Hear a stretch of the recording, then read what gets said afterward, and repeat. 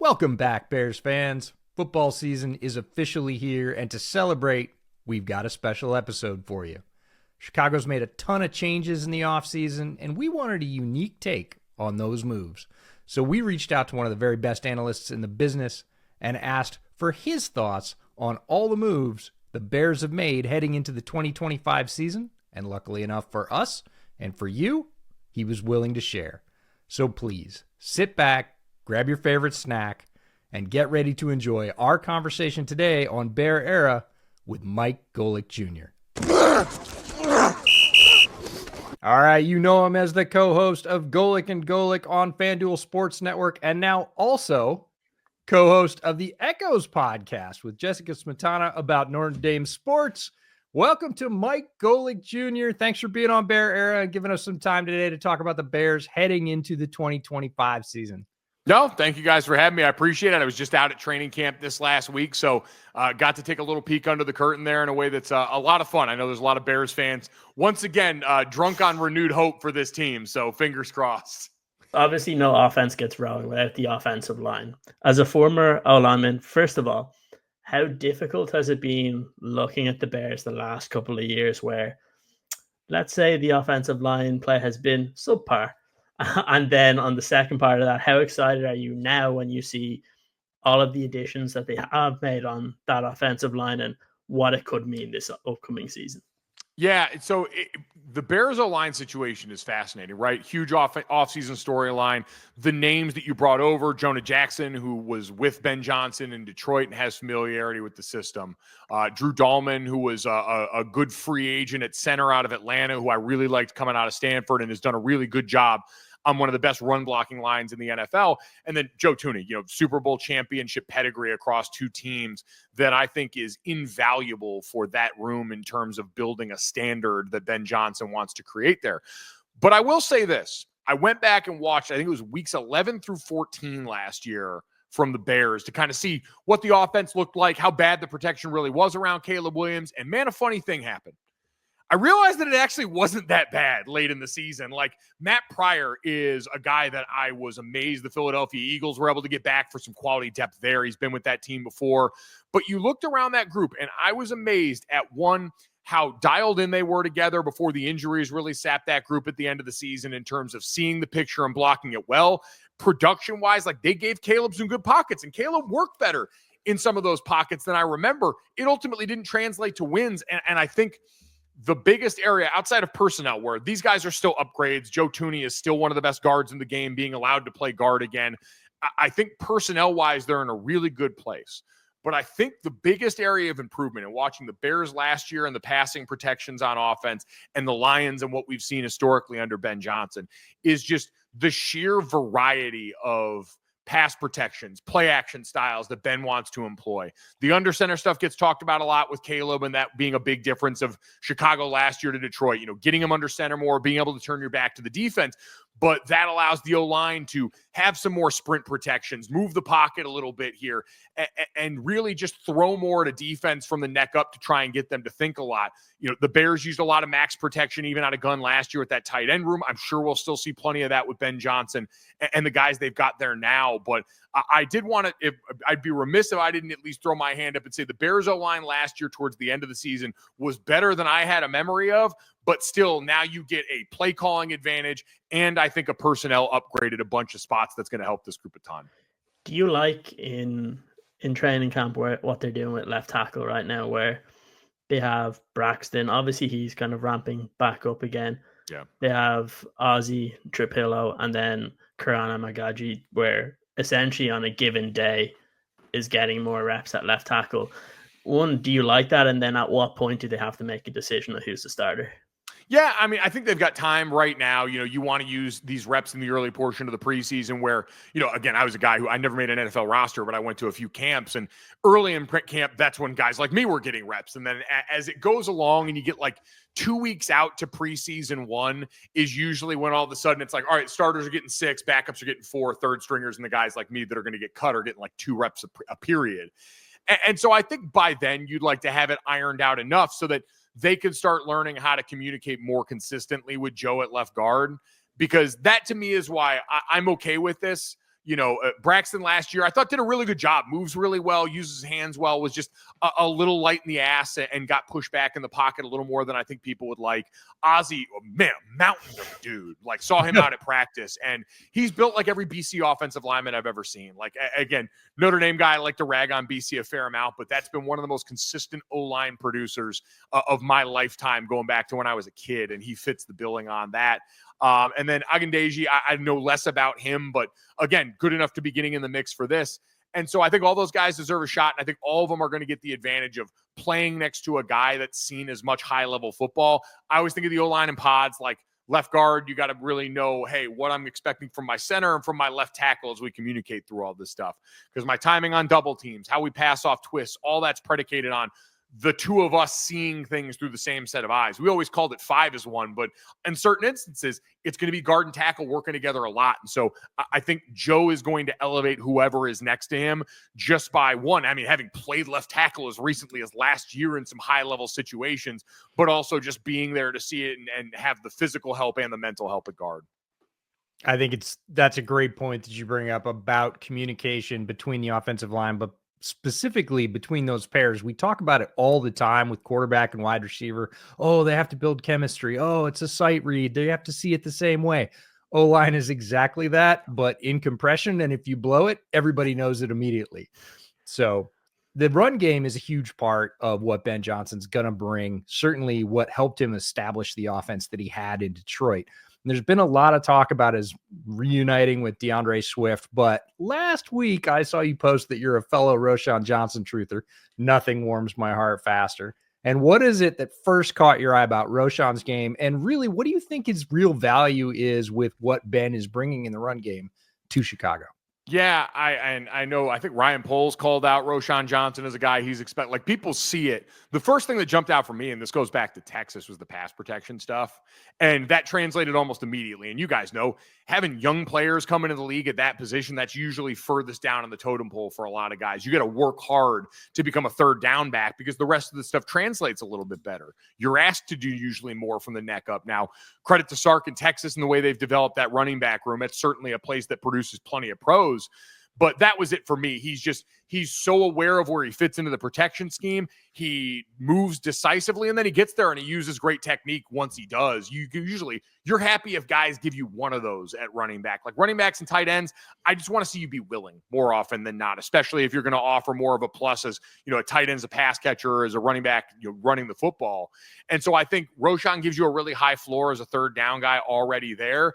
But then, I don't know, you see him like at Texas, if the arguably best running back talent of the last 10 years isn't the guy in front of him, he's the starter on a Texas team, and you feel really good about that in terms of the vision, the way he sees it. He's a guy who's a former quarterback, so again, understands where he fits into the picture. So I just think he's a really bright, physically gifted guy who, does the hardest thing I think a running back has to do well already.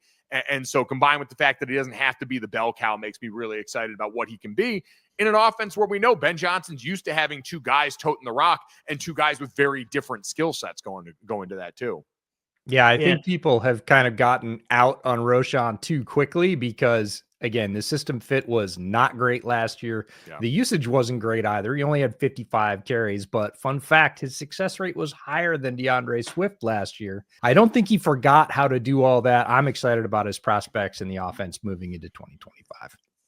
Yeah, just no goal line carries for a certain center on the team. Just give it to the running back, and that'll be an upgrade from last year. But speaking of Ben Johnson, Mike, I want to get kind of your feeling of like how excited you are to see kind of him install his offense for the Bears this year. Obviously, you listen to people that are at camp, and on any given day, you're hearing good things about DJ, Rome. Today, we heard good things about Luther. Yep. You're hearing kind of Colson Loveland as a guy that's really kind of standing out in a lot of these team periods as well. So how excited are you when you look at this for Caleb Williams going into year 2 and finally having a guy that's able to build an offense around him? But then also when we're used to seeing in training camp like one guy on offense standing out. Yeah. When you have like multiple different players that people are excited about or that they're doing good things, and also you have a coach that's keeping some of those players accountable as well during practice. What does that make you feel like when you see this year 2 growth for Caleb Williams? Yeah, I think we've all been more cognizant as a football talking public in the last few years about recognizing how important environment is for quarterbacks. Like when I was growing up, it was the bootstrap theory, right? Hey, you're a top overall pick. You're expected to come in and elevate this franchise no matter what, because quarterback's the most important position and affects the most people. And we've seen borne out through history. I mean, Matthew Stafford, we talk glowingly. He's every quarterback's favorite quarterback. And even as great as he was in Detroit with Calvin Johnson and a bunch of awesome receivers, like they couldn't win everything because there are still some things that are more difficult to overcome franchise-wise. And so I think having a coach that seems to really be dedicated to creating the right environment. Like I was out doing some work for Bleacher Report at Bears camp last week, and we talked to DJ Moore, and I asked him, how's Bears camp been in year 1 under Ben Johnson? And he said, uncomfortable. He said the level of accountability around this program is different. And everyone sees, hey, if you're the guy that messed up, Luther Burden, when I was there that day, everyone was buzzing because he had gotten thrown out of some team drill for messing up and making a mental mistake, and responds now by having a great day. Everyone wants to go out there and not be the guy that gets called out, but also have that level of accountability for their teammates. The veterans talked about Colston Loveland being a guy that was in the building all offseason, doing the right stuff, endearing him to veterans, not with anything he said, but with the way that he approached his work. And so for all the credit that Ben Johnson rightly gets in being a guy who's an incredible offensive architect and is going to drive a level of attention to detail. Like that was the biggest difference to me watching the offenses is there is a level of attention to detail with the way the Lions all handled their business, all 11 on offense, that was not there for Chicago every snap of last season. And so you knew you were going to get that. The thing I wasn't sure, because I don't feel like I ever heard Ben Johnson talk the whole time he was in Detroit. Like we're all listening to Dan Campbell and it's awesome and Dan Campbell rocks. And as soon as Ben Johnson started to open his mouth, I heard and felt more Dan Campbell than I knew was in there in terms of the emotional intelligence stuff that he's clearly brought with him and the compete that he's brought with him. So again, we'll find out. Like with all these guys, we think we know, we have a good idea, but getting to hear the way that people in that camp talked about Ben Johnson and the way that things went around, I think you've got as good a chance as you've had in a long while in Chicago of having the right guy for your quarterback. Yeah, right after you and I met at the Combine, Mike, I got to hear Ben Johnson speak, and same thing. You just don't get to hear assistants speak very much. They get maybe a Tuesday presser or 15 minutes on a Thursday. And when Ben stood up the podium and sort of took control, and then you saw that fire in his eyes, I've said multiple times this offseason, he's a psychopath about offense in the best possible way. Like he looks at you like, man, right? And you're like, yes, sir, I do know. Absolutely. And that is absolutely what Chicago needed. They didn't have that strong hand under Eberflus that could correct them. And then you hear everything coming out about Caleb and his rookie season and what he did and didn't get from the coaching staff. I don't think if the Bears fall short this season, there is going to be any way to point at Ben Johnson or the staff he's assembled, which is outstanding, and say, they're not doing their job. They're not communicating clearly to the players. And that, to me, is probably one of the biggest force multipliers for the entire offseason in Chicago. Yeah, no, I'd agree. And I think as a player, all you ever want is clearly communicated expectations for how we handle business. And again, there's a million things that can go wrong in the season. That whole offensive line that we talk glowingly about hasn't played a single snap together as a unit before. That's going to take time. These wide receivers are all in a different system now that's going to ask a bunch of them. Colston Loveland, who we talk glowingly about, is still a rookie that's going to be able to come in and have to shoulder a pretty big load. Like there are a million ways. The defense, Dennis Allen, while we're all excited about an aggressive defense, it's all different and it could all go very wrong. But again, in controlling what they can control right now and just grading what we know and have seen so far, it does seem like the expectations have been clear set and hopefully will be met. All right. Well, we've had a lot of fun talking about football, but now it's time to mix the passions. Football, and in my humble opinion, you are a generational talent as a snack reviewer. Thank you. It's hot right now at training camp, and if you got to design a Mike Golic Jr. signature treat that would be served at Chicago training camp, what would it be? All right. So I was thinking about this when you mentioned it here. So in Chicago, much more known for the hot foods, the hot dogs, the deep dish, stuff like that. But dessert-wise, I've been fortunate to be at a few events at the Palmer House that claims to have invented the brownie. And so I think what we'll do here is I'm going to try and play a little bit of the bear stuff. So you mentioned it's hot, obviously going to have ice cream at the core. I want to do an ice cream sandwich. On one side of the ice cream sandwich, I want the top end to be a Palmer House brownie. I wanted to pay homage to the city that way. The other side, and you guys have seen this before, a donut sandwich. Let's go take a bear claw on the other side. So you've got brownie on one side, Chicago bear claw on the other side, and I'll go mint chocolate chip ice cream in the middle for no other reason than I really like it. And I think that while a controversial flavor, because some of the haters want to say it tastes like toothpaste, I think they're wrong.